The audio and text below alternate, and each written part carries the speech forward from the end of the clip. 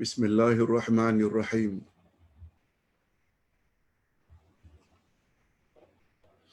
Alhamdulillah nahmaduhu wa nasta'inuhu wa nastaghfiruh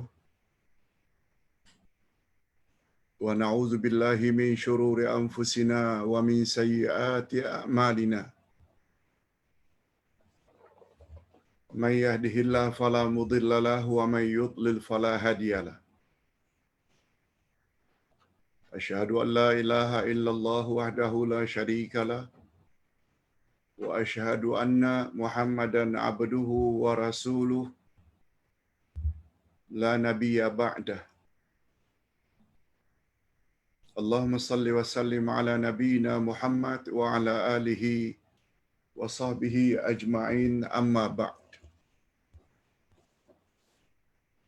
Hadirin dan hadirat serta para pemirsa yang saya hormati, Assalamualaikum warahmatullahi wabarakatuh.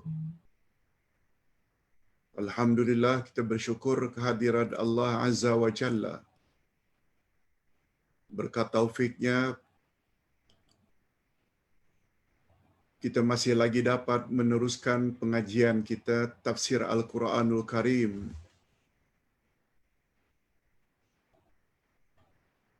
Berdasarkan kitab Tafsir Al-Furqan jilid 1,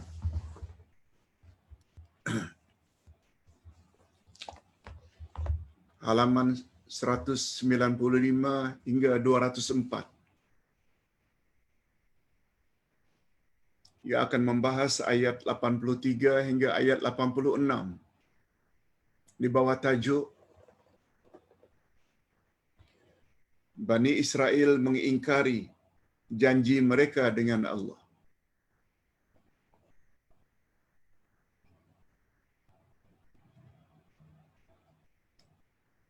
Sukacita Ustaz sampaikan di sini, walaupun topiknya tentang sikap Bani Israel mengingkari janji kepada Allah,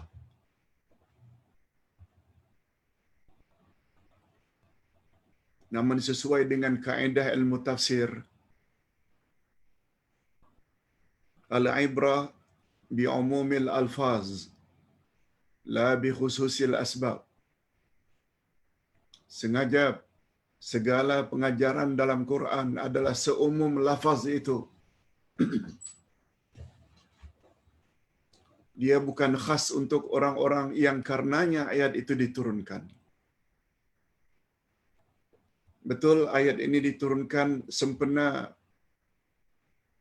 teguran Allah terhadap sikap Bani Israel, tapi pengajaran ayat bukan hanya untuk Bani Israel, tapi lebih bersifat umum, termasuk kita umat Nabi Muhammad sallallahu alaihi wasallam, umat akhir zaman. Kalau mereka dimarahi oleh Allah, ditimpakan azab dan siksaan, akhirnya tidak diberi oleh Allah hidayah atau petunjuk, karena sikap mereka mengingkari janji dengan Allah, maka mana-mana manusia, mana-mana umat, andai kata mereka melanggar janji dengan Allah yang dibawa oleh para rasul, mereka juga layak mendapat kutukan dan azab daripada Allah. Na'udzubillah min dzalik.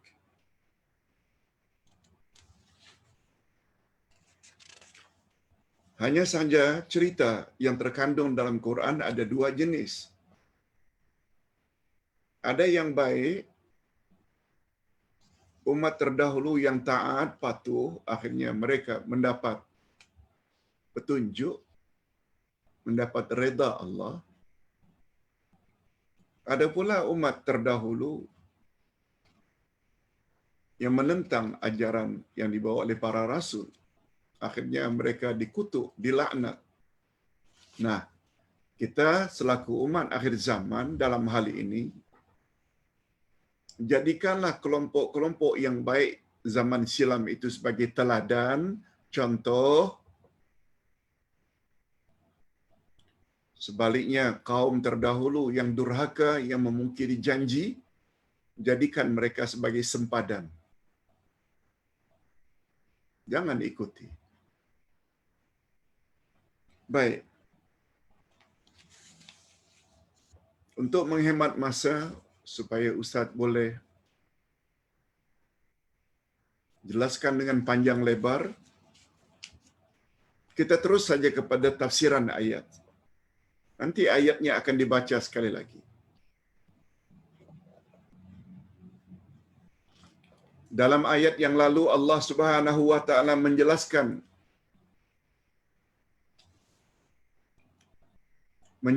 perbuatan kotor Bani Israel yang memutarbalikkan atau yang memutarbelitkan isi Taurat, dipindah-pindah isi Taurat. Bukan saja dipindah, mereka sebarkan kesesatan tersebut dengan mengatakan ini datang dari Allah, malah lebih dari itu dipungut bayaran pula. Sudahlah orang tersebut menjadi sesat, mereka mendapat keuntungan yang banyak. Namun demikian, pada minggu yang lalu kita dah sebut, banyak macam mana pun harta yang mereka kumpul dari orang yang mereka sesatkan, dia tetap bergelar samanang qalila, harga yang sedikit.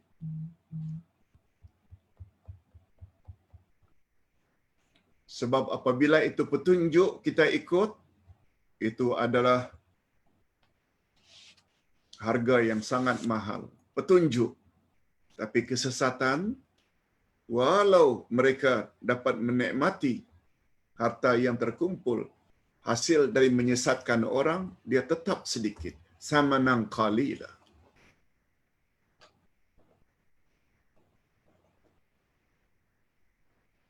Sikap yang suka memutarbalikkan atau memutarbelitkan isi Taurat dan mengakibatkan kerosakan agama, sudah tentu agama akan jadi rosak.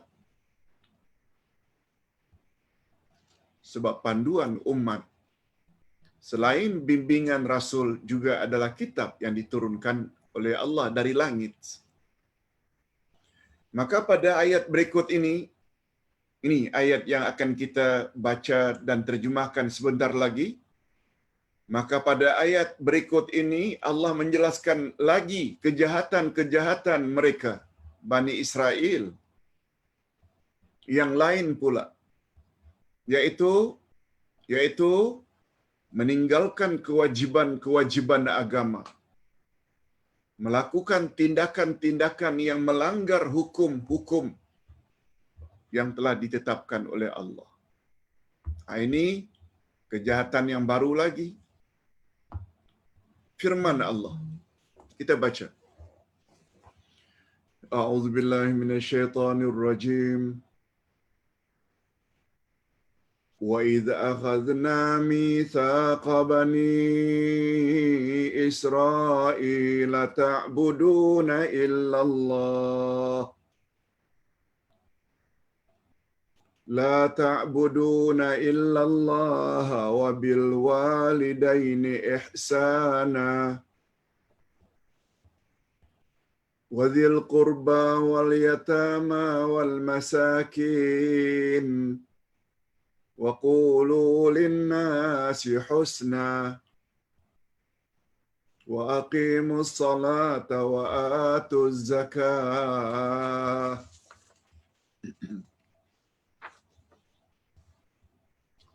Terjemahannya. Dan ingatlah ketika kami mengambil janji dari Bani Israel. Apa bunyi janji itu? Ya Allah ambil dari Bani Israel. Janganlah kamu menyembah selain Allah.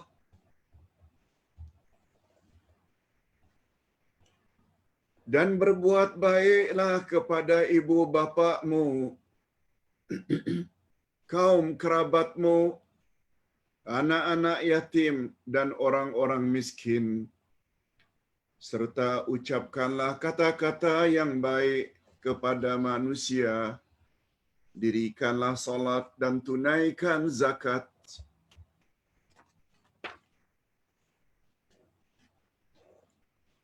Sepintas lalu, macam sama saja dengan kewajiban kita umat akhir zaman yang disampaikan oleh Nabi Muhammad sallallahu alaihi wasallam. Murnikan tauhidmu, jangan buat syirik. Berbuat ihsanlah terhadap kedua ibu bapa. Begitu juga kepada kaum kerabat, kepada anak yatim, kepada anak miskin, kepada orang miskin. Dirikan salat, keluarkan zakat. Exactly, sama betul.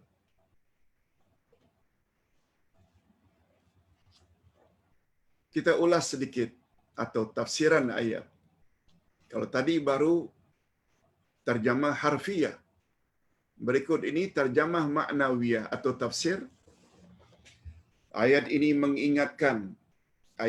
mengingatkan Nabi Muhammad sallallahu alaihi wasallam tentang janji yang telah diambil oleh Allah ke atas nenek moyang Bani Israel, yaitu agar mereka melaksanakan segala yang telah diperintahkan oleh Allah. Seperti yang kita sebutkan tadi. Sama ada dalam bidang ibadat, sembahlah Allah yang Maha Esa, atau muamalat, berbuat ihsan pada ibu bapa, kaum kerabat, anak yatim, orang miskin, berkata benar. Itu muamalat. Dan ibadat lagi, salat dan zakat. Kemudian mereka tidak menghiraukan dan malahan meninggalkannya. Tak hirau apa yang Allah suruh.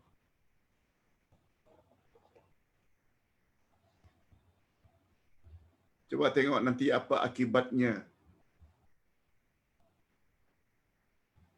karena perbuatan tersebut.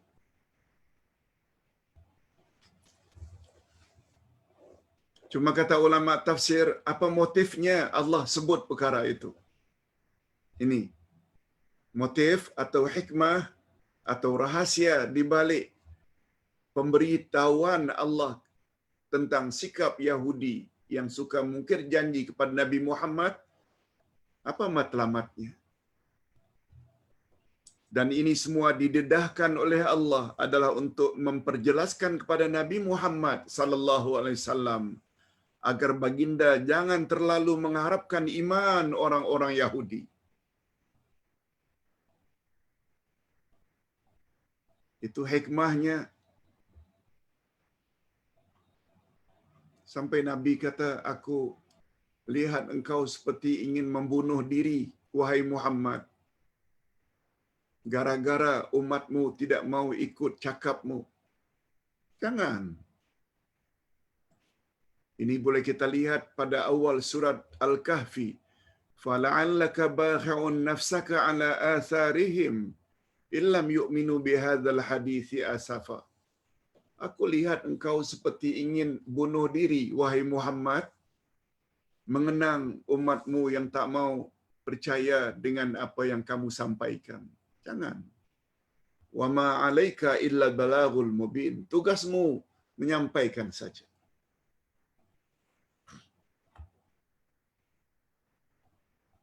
Dia membawa motif itu.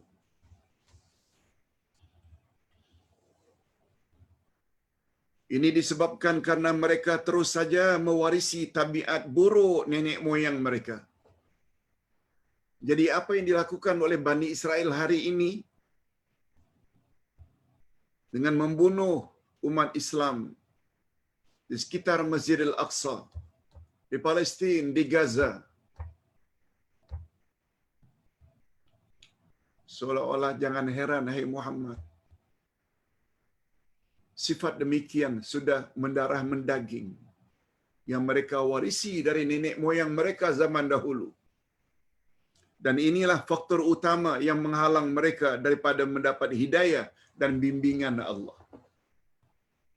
Kita pernah sebut, seseorang yang apabila melakukan dosa, satu, bintik hitam melekat pada hatinya. Bila dua, dua pula.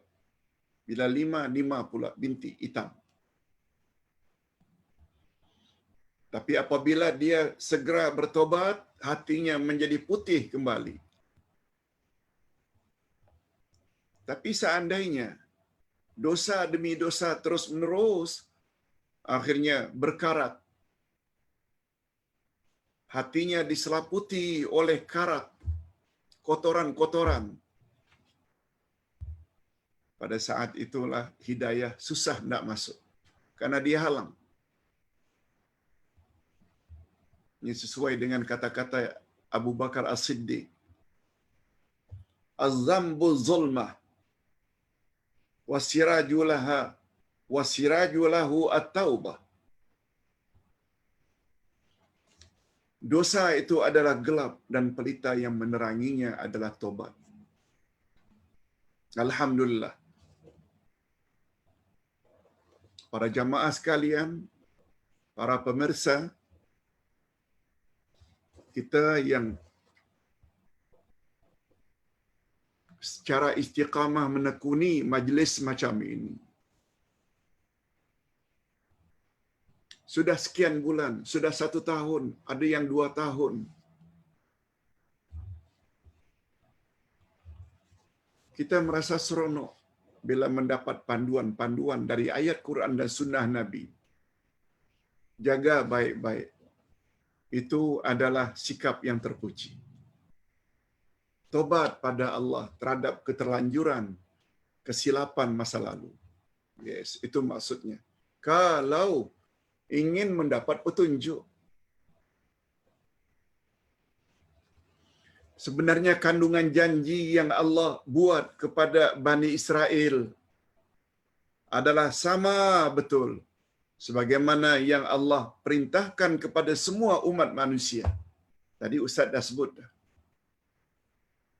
Termasuk terhadap kita umat akhir zaman. Dan mencakupi semua aspek sejak dari undang-undang agama, akhlak, kemasyarakatan, dan arahan demi arahan di dalam ayat disusun sedemikian rupa mengikuti tertib, iaitu mendahulukan mana yang lebih penting. Coba perhatikan.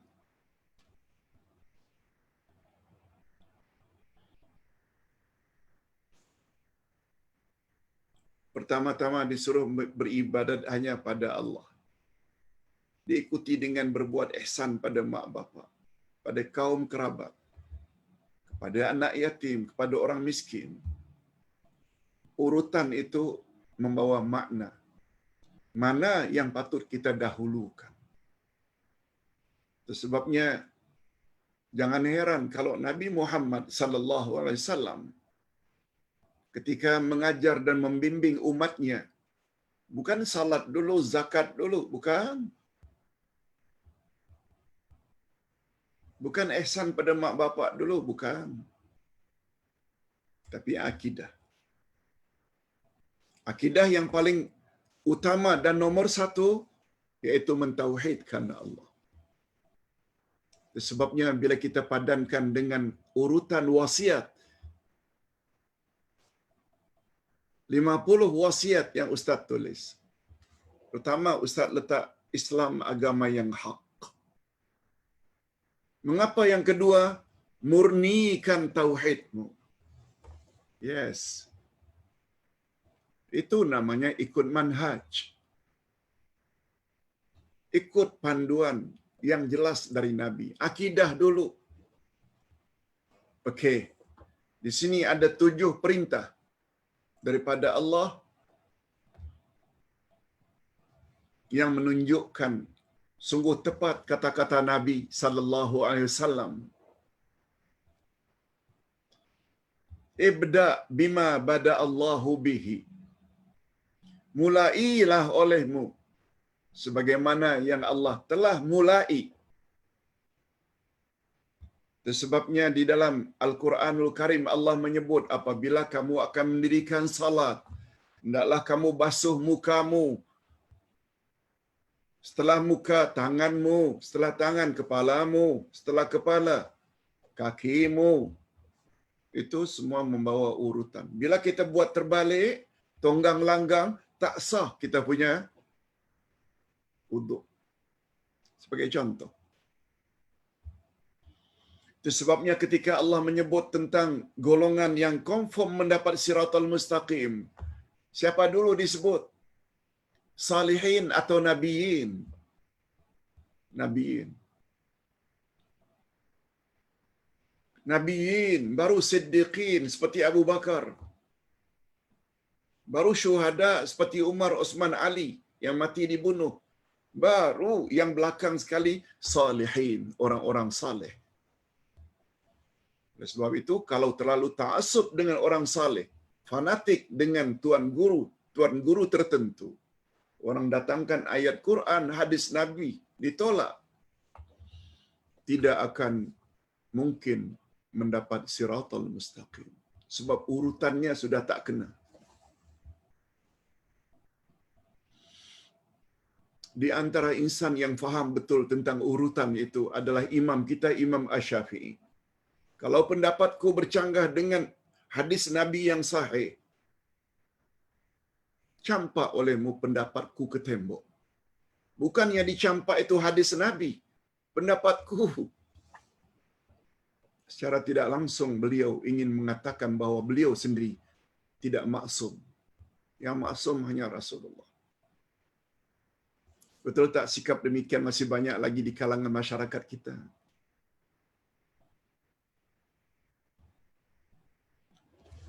Okey.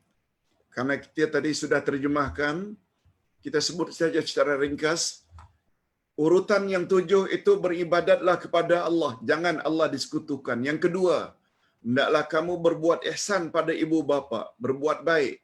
Yang ketiga, berbuat ihsan juga kepada kaum kerabat. Yang keempat, berbuat ihsan juga kepada anak-anak yatim. Yang kelima, berbuat ihsan kepada orang-orang miskin. Ihsan maknanya berbuat baik, bantu mereka. Yang keenam, mengucapkan kata-kata yang baik dan lemah lembut kepada manusia lain. Nah, yang ketujuh, mendirikan salat dan mengeluarkan zakat. Kedua-dua syariat ini tidak diketahui secara terperinci dari ahli kitab tentang cara dan kaifiatnya. Bagaimana cara mereka salat, macam mana mereka berpuasa, kita tak tahu. Dan tak perlu ambil tahu pun.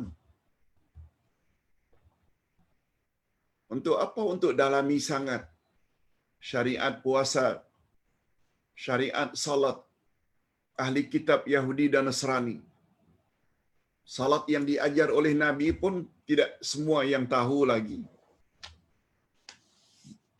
Jangan buang masa. Tak payah tahu macam mana cara mereka salat. Sebab itu bukan syariat kita. Itu syariat Nabi Musa dan Nabi Isa.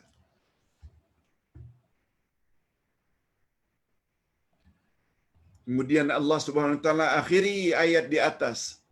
Summa tawallaitum illa qalilan minkum wa antum mu'ridun. Apa yang terjadi terhadap perintah-perintah tersebut?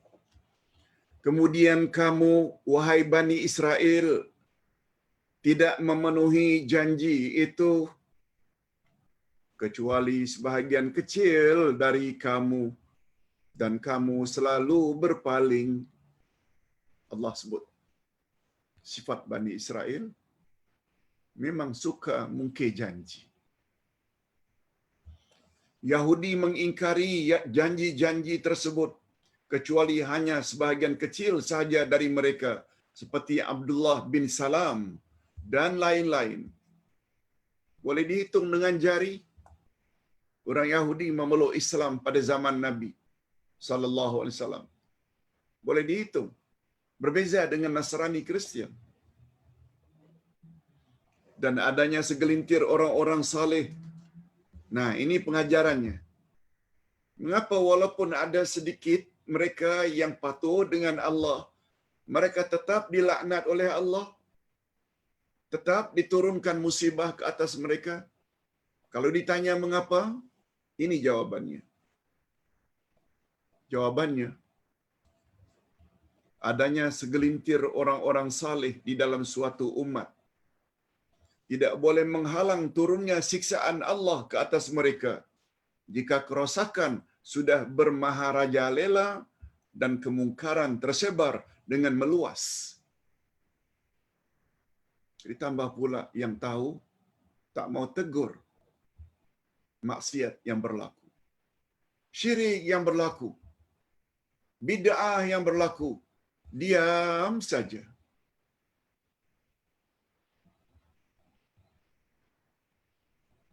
Adanya segelintir orang-orang alim tersebut sama sekali tidak boleh menghalang turunnya musibah atau bencana secara umum.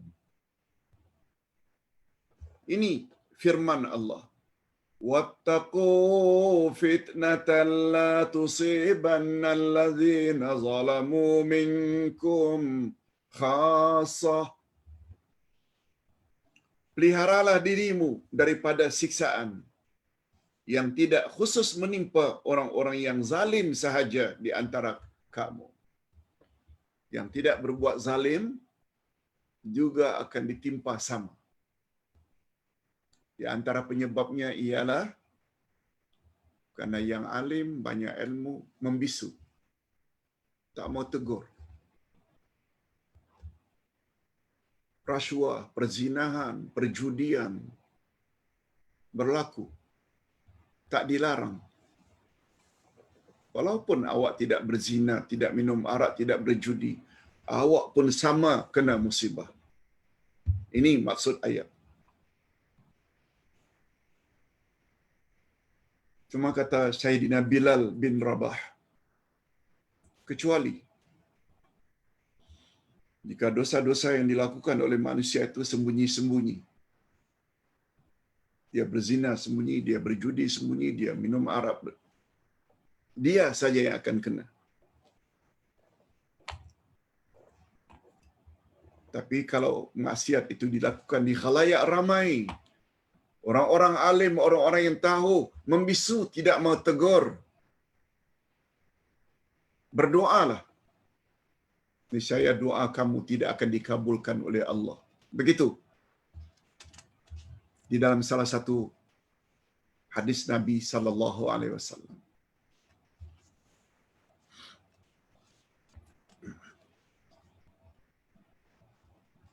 Itu sebabnya orang yang ingin menyampaikan kebenaran betul-betul tercabar. Dia ingin menyampaikan Quran dan Sunnah secara yang tepat, yang betul. Ingin tegur budaya atau adat istiadat masyarakatnya yang bercanggah dengan agama. Dia akhirnya dipulaukan. Dia akhirnya diambil tindakan. Memang mencabar. Sebabnya sesetengah pendakwah mereka lebih memilih jalan selamat. Tak usah tegurlah. Ikut saja mainstream. Ikut sajalah amalan orang ramai. Alhamdulillah, Uday bukan jenis itu. Cakap saja. Tulis saja. Sebab semua kita nanti akan berhadapan di mahkamah ilahi. Siapa yang akan dibela oleh Allah dan Rasul? A atau B? Kita teruskan dengan ayat berikut.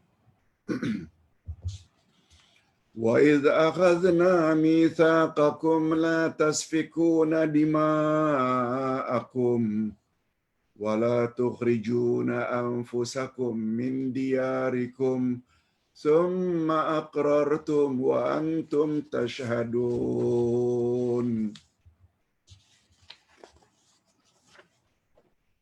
Dan ingatlah ketika kami mengambil janji dari kamu. Kamu di sini maksudnya Bani Israel. Yaitu kamu tidak akan menumpahkan darahmu membunuh orang lain. Kamu tidak akan mengusir dirimu, yakni saudara-saudara sebangsamu, dari kampung-kampungmu. Kemudian kamu berikrar akan memenuhinya, sedang kamu mempersaksikannya. Allah SWT mengisahkan lagi sikap tidak jujur Yahudi. Sanggup mengusir orang yang sebangsa sendiri. Sanggup berbuat khianat dengan kelompok yang mereka berjanji dengannya. Ceritanya macam ini. Di Madinah ada orang Arab, juga ada Bani Israel. Ketika Nabi hijrah ke Madinah. Ustaz sebut saja secara ringkas. Ada orang Arab, ada Bani Israel di Madinah. Bukan Mekah. Mekah semuanya Arab Quraisy. Ini kita bercakap tentang Madinah. Dua bangsa Arab utama dipanggil dengan Aus dan Khazraj. Orang Arab Aus, orang Arab Khazraj. Bani Israel pula ada 3 suku di Madinah. Nadir, Quraizah, Qainuqa.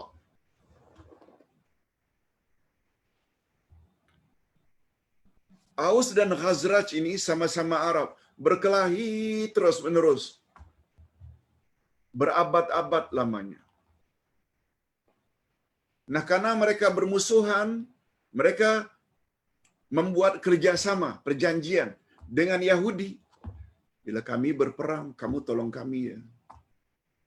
Yang ini pula berjanji, membuat perjanjian dengan Yahudi yang lain, Bani Israel yang lain. Itu sebabnya bila terjadi peperangan, maka akan terjadi peperangan. Tak mustahil Yahudi dengan Yahudi.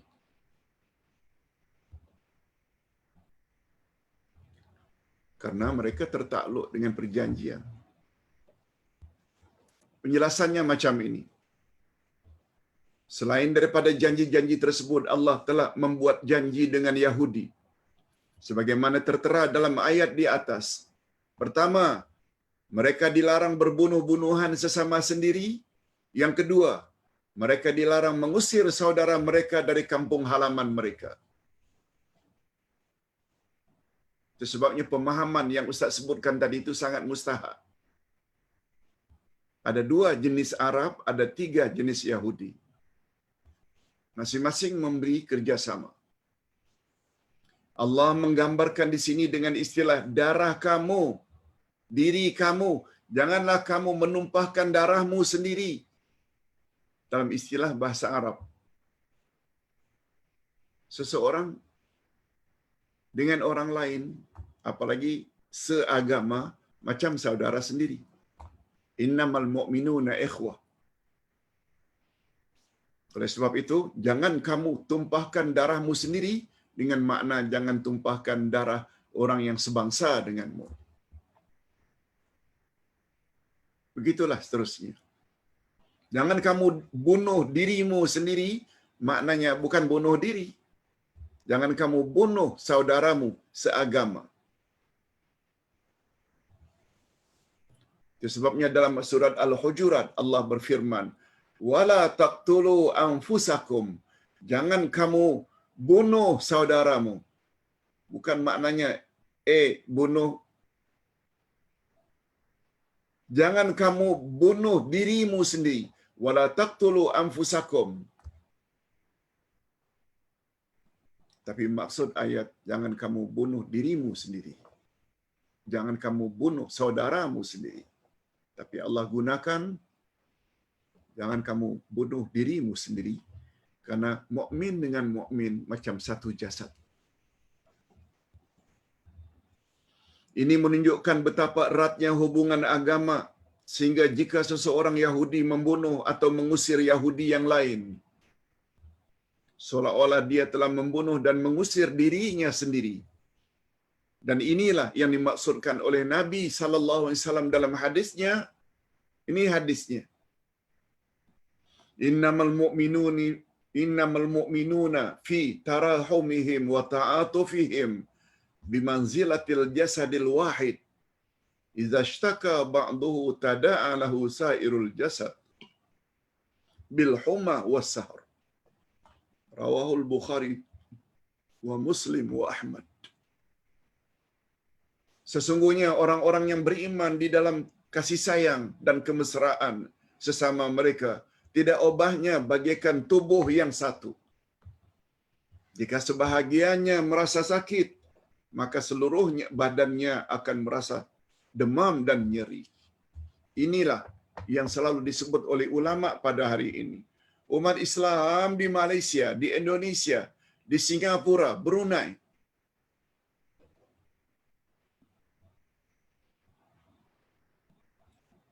mesti turut merasakan kesedihan kalau saudara mara mereka di Gaza, Palestin disembelih, dibunuh, ditembak. Tak boleh. Tidak ambil berat, tak boleh. Malah Nabi Muhammad sallallahu alaihi wasallam pernah bersabda dalam hal ini. Man lam yahtamma bi amril muslimin falaysa minhum. Siapa yang tidak ambil berat tentang umat Islam di lain tempat, dia bukan umat Islam lagi. Man lam yahtamma bi amril muslimin. Siapa yang tidak ambil berat terhadap nasib umat Islam di lain tempat, dia sebenarnya bukan Muslim lagi. Sampai begitu istilah yang digunakan oleh Nabi sallallahu alaihi wasallam terhadap orang yang tak kisah tentang penderitaan yang dialami oleh sesama Muslim di lain negara. Umat Islam di Afghanistan ke, umat Islam di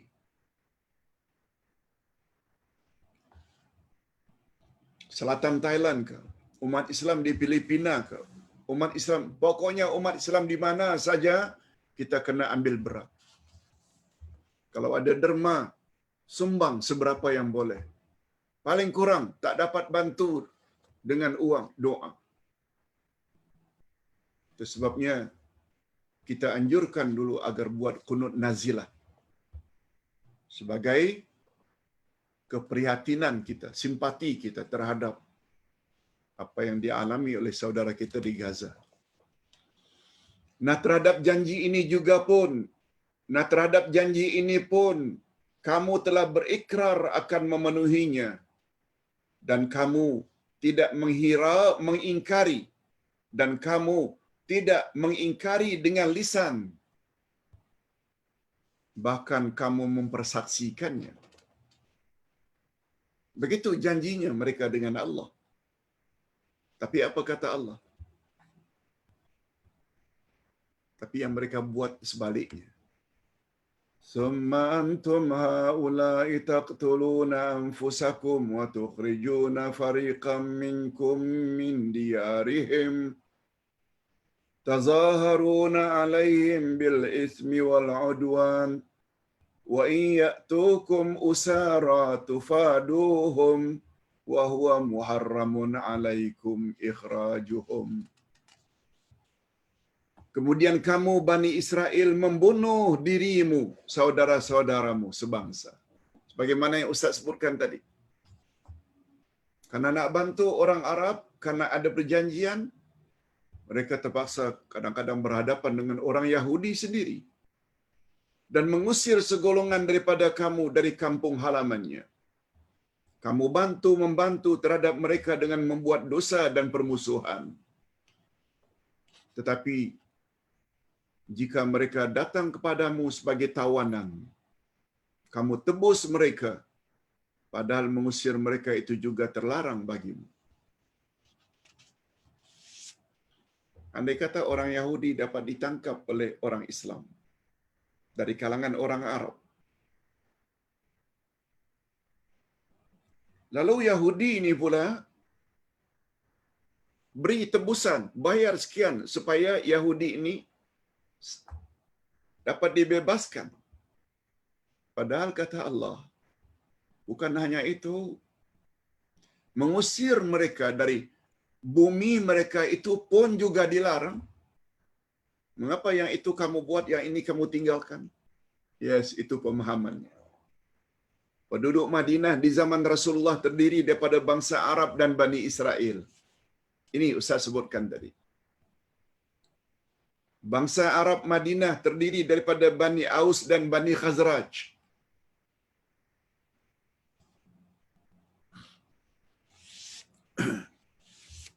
Mereka bukan Quraisy. Mereka dikatakan berasal daripada bangsa Arab Sabak. Bukan Sabak bernam ya. Sabak satu negeri yang berada di Yaman. Orang Sabak ini orang Arab Yaman yang pernah diperintah oleh Ratu Belqis sezaman pada zaman Nabi Sulaiman. Nah, orang Arab Sabak ini dari Yaman ini yang pindah ke Madinah terdiri dari dua suku, yaitu Aus dan Khazraj. Dua bangsa dan suku Arab inilah yang mempelawa, yang mengatakan kepada Nabi, welcome to Madinah. Tolong damaikan kami yang dah ratusan tahun terus bermusuhan. Tidak jadi penyebab. Begitu dapat pelawaan dari Aus dan Khazraj, lalu Nabi pun pindah ke Madinah. Yes, itu jalan ceritanya. Aus dan Khazraj yang menjadi pengikut setia Nabi Muhammad di Madinah, inilah yang dipanggil dengan Al-Ansar. Ansar lain, Muhajirin lain. Yes, itu sejarahnya. Mereka bermusuhan sejak turun-temurun, Aus dan Khazraj. Sedangkan Bani Israel pula terdiri dari 3 kabilah, yaitu Bani Nadir, Bani Quraizah, dan Bani Qainuqa. Nah, ini dia. Apa yang terjadi? Bani Qainuqa membuat perjanjian kerjasama dengan kabilah Aus dan bermusuhan dengan saudara mereka seagama, yaitu Bani Quraizah. Sedangkan Bani Nadir pula membuat perjanjian kerjasama dengan kabilah Khazraj. Dan ekoran daripada perjanjian kerjasama inilah yang akhirnya membawa pertempuran antara Yahudi dengan sesama Yahudi. Karena masing-masing mereka terikat dengan perjanjian kerjasama yang telah dibuat dengan pihak Arab. Yes, itu jalan ceritanya.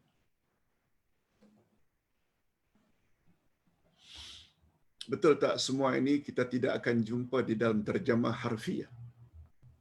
Literal translation, kita tak akan jumpa kisah ini semua. Kisah ini semua hanya terdapat di dalam terjemah maknawiyah atau tafsir. Walaupun pertempuran terjadi antara sesama Yahudi, namun jika sebahagian orang Arab dan Yahudi yang menjadi teman seperjuangan mereka dapat menawan orang-orang Yahudi lainnya, maka mereka pun menebus tawanan yang sebangsa dengan mereka itu, yakni Yahudi, walaupun mereka itu sebenarnya adalah musuh. Macam Ustaz ceritakan tadi. Dan dalam hal ini mereka memang melaksanakan perintah Allah, karena demikianlah mereka diperintahkan di dalam kitab Taurat. Tapi sayangnya hanya menembus. Tapi Yahudi yang mereka perangi, padahal ada larangan jangan diperangi.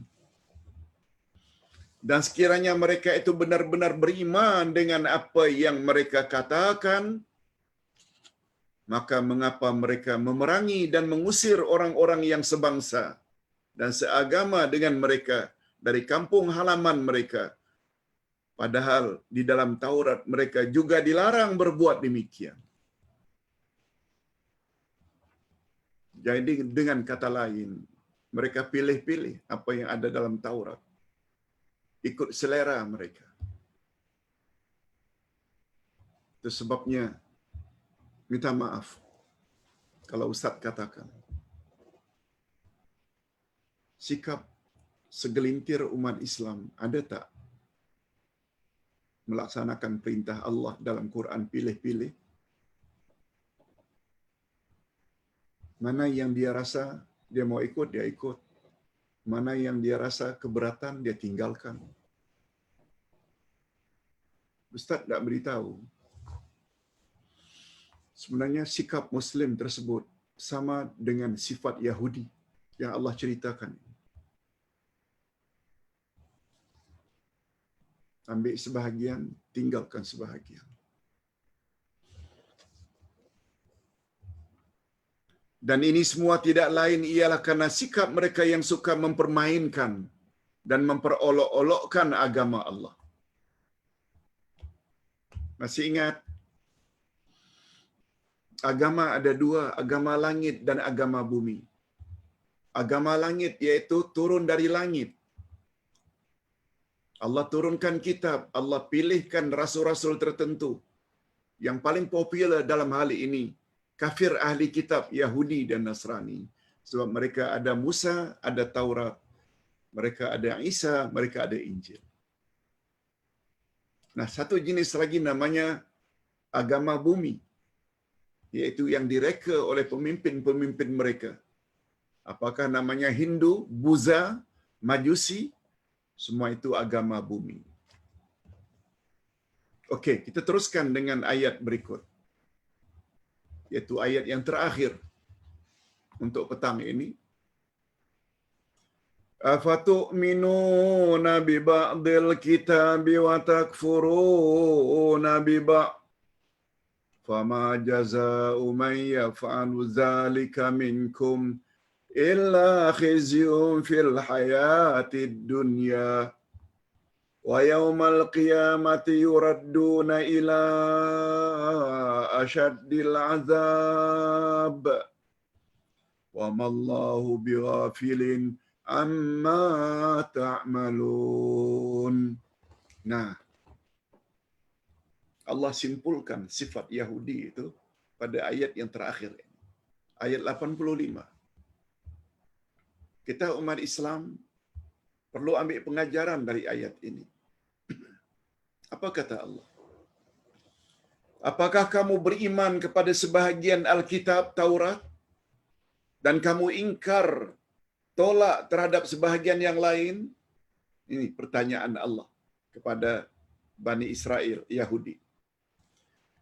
Tiadalah balasan bagi orang-orang yang berbuat demikian daripadamu. Maknanya ambil sebahagian Taurat, tinggal sebahagian lain. Tiadalah balasan bagi orang tersebut melainkan kenistaan dalam kehidupan di dunia, kesusahan, kemelaratan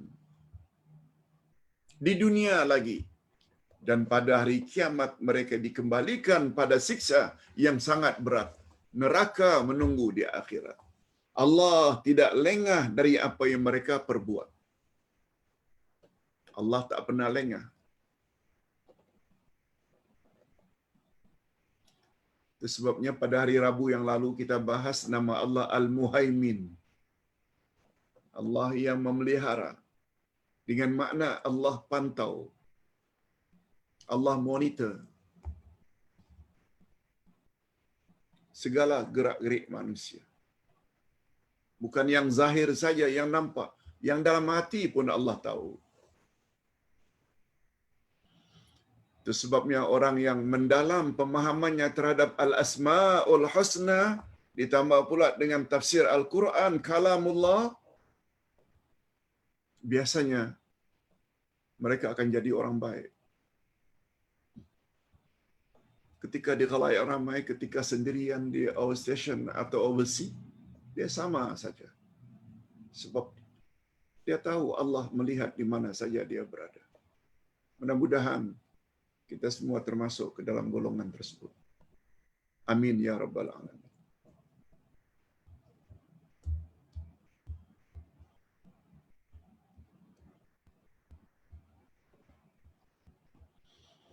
Jadi sikap Yahudi yang melaksanakan suruhan Allah, yaitu memerdekakan dan menembus Yahudi yang diperbudak dan ditawan.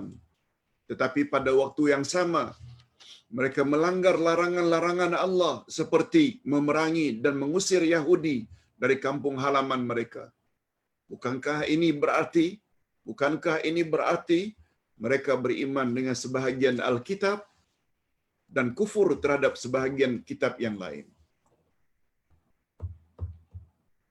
Sekali lagi Ustaz ingin ingatkan, sifat seperti Yahudi ini juga ada di kalangan umat Islam.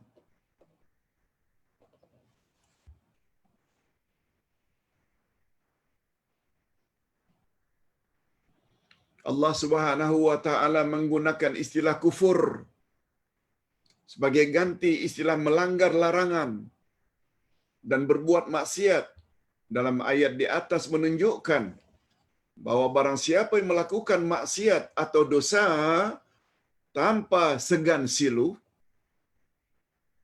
tak malu-malu, tak segan, dan tidak sedikit pun ada perasaan menyesal, bahkan dosa demi dosa dilakukan tanpa memperdulikan pengharamannya, maka sebenarnya orang tersebut kafir dengan makna ingkar terhadap Nabi Muhammad sallallahu alaihi wasallam. Begitu ulasan ulama tafsir.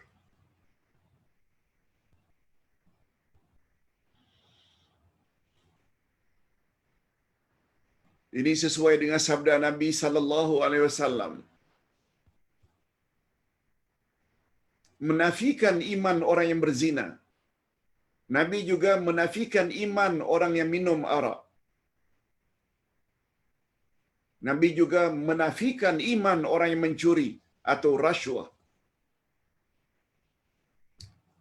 Hadis riwayat Ibnu Majah dan derajatnya sahih. Apa kata Nabi? La yazni zani hina yazni wa huwa mu'min. Tidaklah penzina itu berzina ketika dia berzina. Tidaklah penzina itu berzina ketika dia berzina sedangkan dia beriman. Tidaklah pencuri itu mencuri sedangkan dia beriman. Tidaklah peminum arak itu minum arak sekiranya dia beriman. Oleh sebab itu bila berzina, berjudi, minum arak, mencuri, imannya diangkat. Walaupun dalam pandangan Ahlussunnah wal Jamaah, seseorang tidak dinamakan kafir dengan makna murtad keluar Islam karena melakukan dosa. Itu bab lain. Di sini kita tidak jelaskan makna istilah. Mengapa Allah katakan mereka yang tidak buat suruhan itu kufur, mereka yang melanggar larangan itu kufur? Padahal itu hanya maksiat. Tidak menunjukkan bahawa bila maksiat itu dilakukan terang-terangan, dia tak sama dengan maksiat itu dilakukan secara sembunyi-sembunyi. Dosa tetap dosa, tapi tak sama. Yahudi ini, mereka melanggar larangan Allah itu terang-terangan. Coba lihat hari ini, mereka tembak kanak-kanak Palestin, seluruh dunia mengkritik, hatta orang Yahudi sendiri. Kata orang Malaysia, mereka buat aja. Buat tak kisah saja. Itu maksudnya. Dan Allah menegaskan dalam ayat ini, bahwa orang Yahudi dan siapa saja yang memiliki sifat demikian. Ini dia. Ini yang untuk kita ni. Allah menegaskan dalam ayat di atas bahwa orang Yahudi dan siapa saja yang memiliki sifat demikian akan mendapat kehinaan di dunia dan siksaan yang pedih di akhirat nanti. Na'udzubillah min dzalik.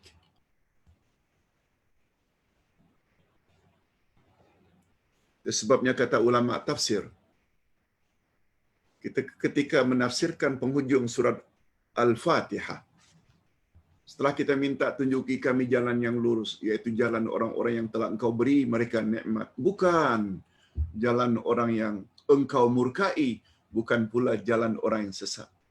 Ketika Nabi ditanya, ya Rasulullah, siapakah golongan yang dimurkai, yang kita minta agar Allah jauhi? Kata Nabi, Yahudi. Ini dia. Waman humud dhalun, siapa pula golongan yang sesat? Nabi jawab, Nasrani, Kristian. Kedua-duanya kita tak mau. Pertanyaan, mengapa Yahudi dimurkai? Karena mereka banyak tahu kebenaran, tapi tidak melaksanakan kebenaran. Mengapa Nasrani, Kristian dikatakan sesat? Karena mereka banyak berbuat baik, tapi dalam keadaan jahil, tidak tahu. Itu sebabnya, untuk menjadi siratal mustaqim, untuk mendapat siratal mustaqim, kita mesti memiliki kedua-dua sifat terpuji tersebut. Mesti jadi orang yang tahu, cari ilmu, dan pada masa yang sama, taat. Itu sebabnya slogan umat Nabi Muhammad yang setia, Sami'na wa ata'na. Kami dengar dan kami patuhi. Dengar maknanya tambah knowledge, tambah ilmu, seperti ini, tambah ilmu. Kemudian apa yang kita telah fahami, kita amalkan dalam kehidupan seharian kita. Nah, penghujung ayat, maaf, rupanya ada satu ayat lagi, yaitu ayat 86. Apa kata Allah? Tentang sikap Yahudi tadi. Ulaika allazina ishtarawul hayatad dunya bil akhirah fala yukhaffafu anhumul azab wala hum yunsarun. Itulah orang-orang yang membeli kehidupan dunia dengan kehidupan akhirat. Maka tidak ada diringankan siksa mereka dan mereka tidak akan ditolong. Mereka membeli akhirat dengan dunia. Mereka membeli kehidupan dunia dengan akhirat. Minta maaf. Mereka membeli kehidupan dunia dengan harga akhirat.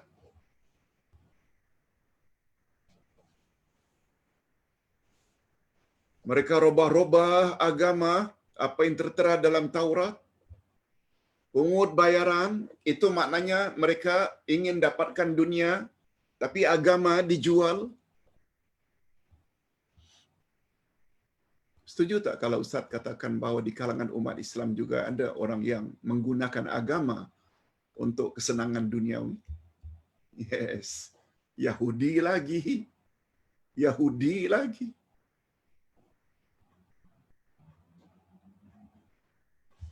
Mereka lah orang-orang yang mengutamakan kehidupan dunia daripada akhirat. Padahal Allah katakan dalam Al-Quran, wal akhiratu khairul laka minal ula. Dalam surat Ad-Duha, akhirat adalah lebih baik daripada dunia. Ula di situ maknanya awal, kehidupan awal maknanya di dunia. Allah sebut lagi sifat orang-orang kafir dalam surat Al-A'la. Sabbihisma rabbikal a'la.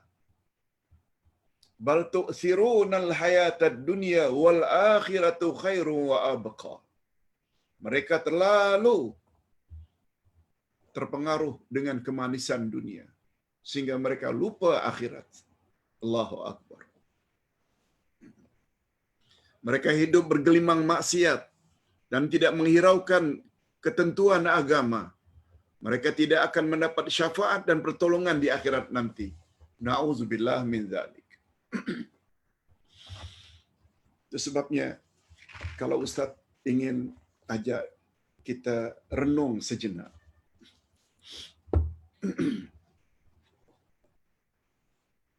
Sedih tak kita apabila cucu positif COVID-19? Kalau isteri atau suami positif, kalau anak positif yang selama ini mesra, akhirnya mereka di karantin, kena pisah tempat. Kalau tidak di hospital atau di mana-mana saja tempat yang disediakan untuk karantin, atau lain bilik. Ada 4 bilik, satu di bilik atas seorang diri, satu lagi di bawah. Sedih tak? Sedih. Mengapa sedih? Karena tidak dapat bersua. Sebenarnya adanya COVID-19 dengan adanya penjarakan, karantin, banyak pengajaran yang dapat kita ambil. Apa dia? Bila kita pergi dulu masuk kubur. Bila isteri pergi dulu masuk kubur. Bila anak pergi dulu masuk kubur. Lagilah susah nak jumpa. Tapi ingat, kita semua akan dikumpulkan oleh Allah dalam syurga bersama-sama dengan ibu bapa kita, anak cucu, dengan syarat mesti sama-sama saleh. Man salaha min abaihim, masuklah olehmu kapal tersebut bersama ibu bapaknya, bersama pasangannya, bersama anak cucunya yang saleh-saleh.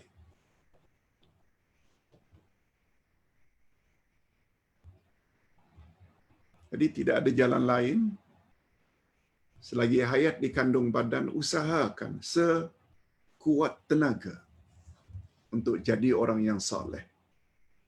Malah apabila masuk kubur pun jangan dikira kita kesorangan di dalam kubur. No. Bukankah Nabi berdoa, Allahumma ja'al hadzal qabr raudatan min riyadil jannah. Ya Allah, jadikanlah kubur ini bagikan taman-taman syurga, dan jangan engkau jadikan kubur ini kawah-kawah neraka. Orang yang apabila dapat menjawab soalan mukar wa nakir, siapa Tuhanmu, siapa nabimu, siapa agamamu, akan dibentangkan dengan permaidani yang luar biasa indahnya.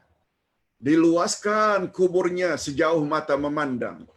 Disinari dengan lampu-lampu kristal yang tidak dapat dibayangkan kehebatannya. Jangan dikira orang saleh dalam kubur itu mereka sendirian. No.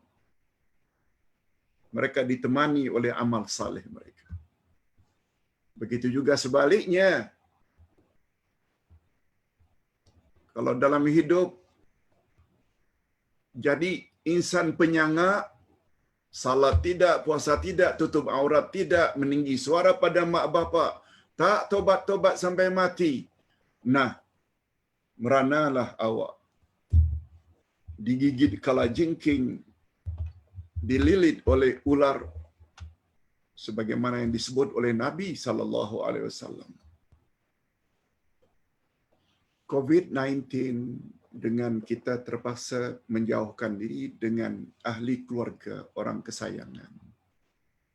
Ambillah iktibar sedikit bahawa kita akan mendapat karantin lebih dari itu bila kita dah mati.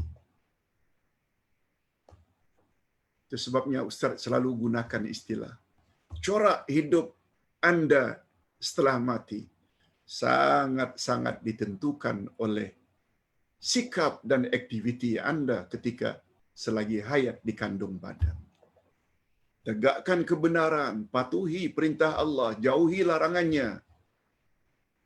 Salat, puasa, semuanya itu nanti akan jadi cahaya di alam kubur. Kita akhiri dengan doa.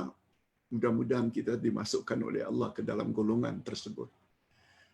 Alhamdulillahirabbil alamin wassalatu wassalamu ala asyrafil anbiya'i wal mursalin wa ala alihi wa sahbihi ajma'in. Ya Allah, ya Tuhan kami tahu karena diberitahu oleh Nabi kami, Nabi Muhammad sallallahu alaihi wasallam, hal-hal yang boleh membawa kami ke syurga dan perkara-perkara yang boleh membawa kami ke neraka. Nabi kami pernah bersabda, tidak ada satu pun amalan yang boleh membawa kamu ke syurga kecuali telah aku beri kepada kamu. Dan tidak aku beri kepada kamu dan suruh agar kamu melaksanakannya. Dan tidak ada satu pun amal-amal yang boleh membawa kamu ke neraka kecuali semuanya telah aku larang agar kamu jauhi. Oleh sebab itu, ya Allah, tambahkanlah ilmu kami. Bukan hanya penambahan ilmu, Quran dan Sunnah, tapi bukakanlah hati kami untuk mengamalkan apa yang kami sudah tahu. Sebab tanpa taufikmu, tanpa izinmu, tanpa doronganmu, kami tak boleh buat apa-apa. La haula wala quwata illa billah. Kami tidak ada daya, ya Allah. Kami tidak ada kekuatan, ya Allah, kecuali dengan izin Engkau. Oleh sebab itu, masukkanlah kami ke dalam golongan orang yang senantiasa mendapat hidayah-Mu. Bukan saja hidayah pertama, suka mendengar pencerahan dan bimbingan, tapi lebih daripada itu, kami ingin agar Engkau anugerahkan kepada kami hidayah jenis kedua, yaitu taufik-Mu, dorongan-Mu,